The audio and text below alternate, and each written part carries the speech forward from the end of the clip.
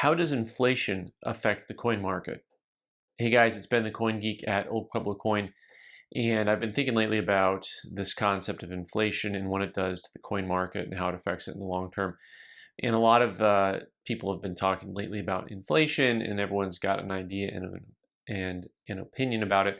And it's the type of thing that I've taught lots of kids about over the years because I think understanding that inflation exists and it will exist helps you plan for the future.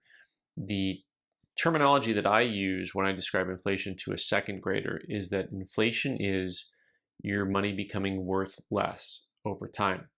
Hopefully not worthless, but worth less over time. So a lot of times people refer to it as how things go up in cost. I just prefer to use the inverse of that, where your money is becoming worth less. Well, the coin market is very different than some other markets, right? It is a hobby-driven market. Portions of it are somewhat commodity-driven, and so it's a mixture of things between guys who are really into hobby, guys who are really into bullion, and guys who are just into all kinds of ancients and foreign coins and paper money. So there's this really broad base of different people that it affects. But how does inflation affect the coin market? What makes the coin market move up and down? Does inflation make the coin market move up and down, right? So at first blush, when you look around, you say, well, of course, inflation affects the coin market. Look at how expensive things are. Now, there are things to recognize within the market, though, and that is that there's some things are actually transitory. So in other words, when you look at a normal market and you go one year and there's been a bad hurricane in Florida or big freeze, then all of a sudden your orange juice prices go up, right? Or you and I maybe lived through a pandemic where all of the factories shut down, and so there is a delay in being able to get things shipped to you. So there is a temporary increase in the cost of goods based on availability, right? Your demand suddenly shot up while your supply was much lower, so you had an increase in price. By the way, that happens, I think, more in the coin market than inflation, but we'll get to that in a minute. So inflation is more of the idea of, okay, now that you know that your dollar is worth less, right? So let's look back over 10, 20, 30 years and figure out a little bit about how has inflation actually affected the coin market, if at all. So the first thing you're going to say is, well, I have look at these Morgan dollars 30 years ago, 25 years ago, 23, 22. You could buy Morgan dollars for $5 to $7. Now, for some of you, that seems kind of absurd because maybe you're 20 years old. You're like, really? They were only like $5, $7 within my lifetime? And the answer is, well, yeah, they were. And it wasn't that long ago. So this looks a lot like an inflationary maneuver here. You see that price go up, right?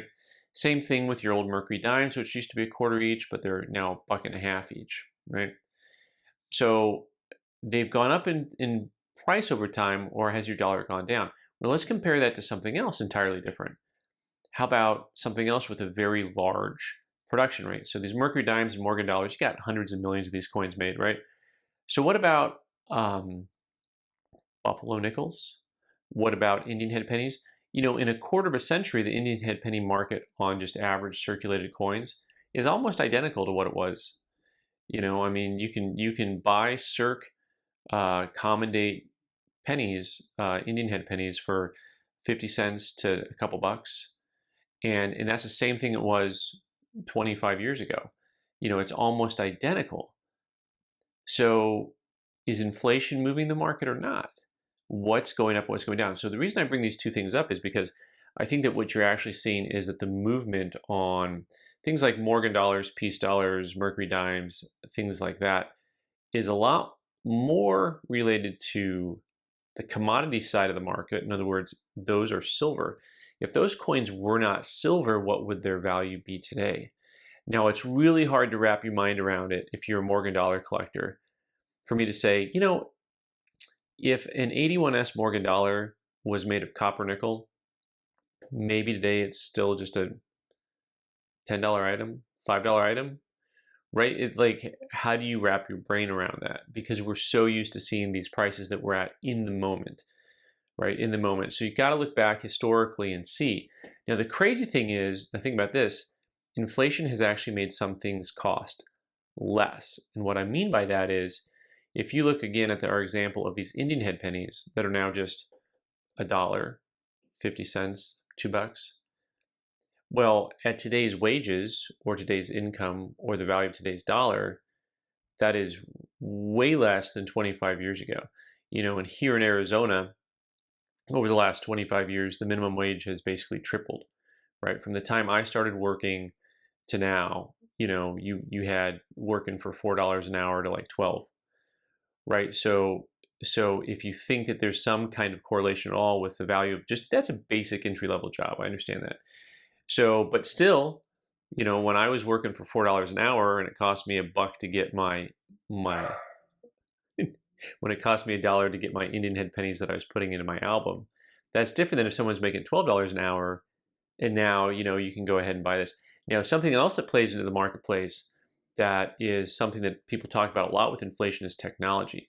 So if you look at inflationary numbers that the government puts out, they really focus in on what would you say this is your value of your comfort, your level of comfort in your life. In other words, well, because the technology does something exponentially more, you really can say, well, there's actually not inflation because your iPad costs less and does more. So look at that, right? And so there's some of this in the coin market, and that is the fact that you actually have the ability to get to things quicker because in the last 20 years, 15 years, when the internet really started to open up and expand and explode, all of a sudden availability became really, really key in this conversation. Because if for some reason you had increased wages like we do today, but you didn't have increased availability, I think you'd see a different market.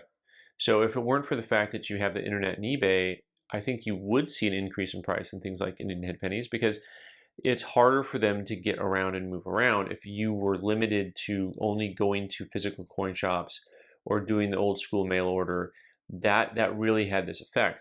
So once again, now is there inflation in the coin market in and of itself? How does inflation affect it? Well, inflation itself affects things like your holders, right?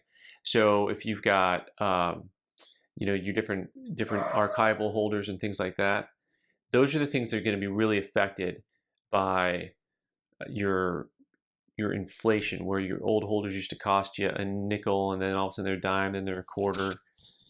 So where are there actual inflationary pressure points in the market?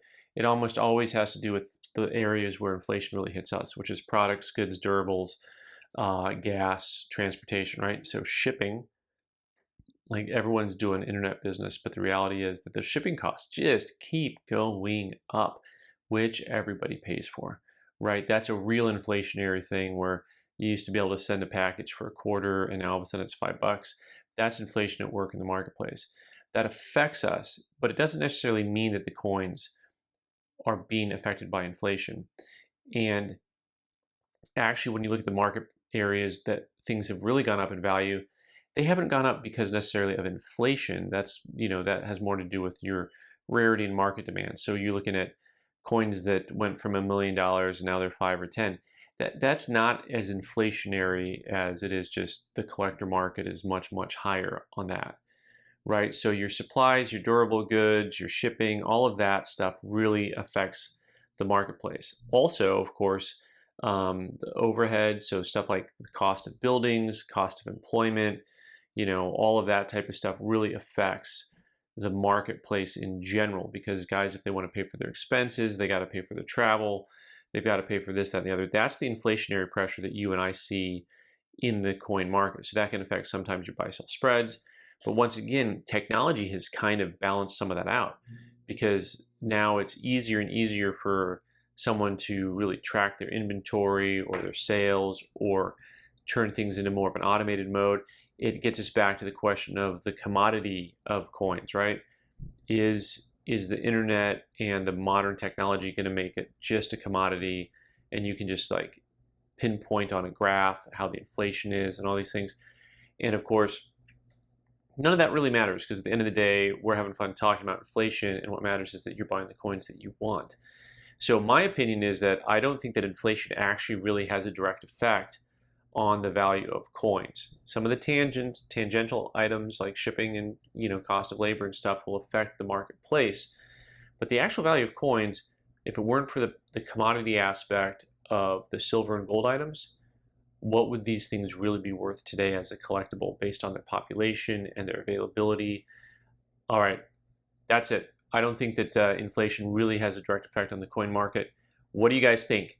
Does it? Does it not? Let me know what you think. Leave your comments down below in the box. I'm Ben the Coin Geek. Thanks for watching. You can subscribe by clicking on the button in the corner and watch more videos on the right side of the screen. Thanks.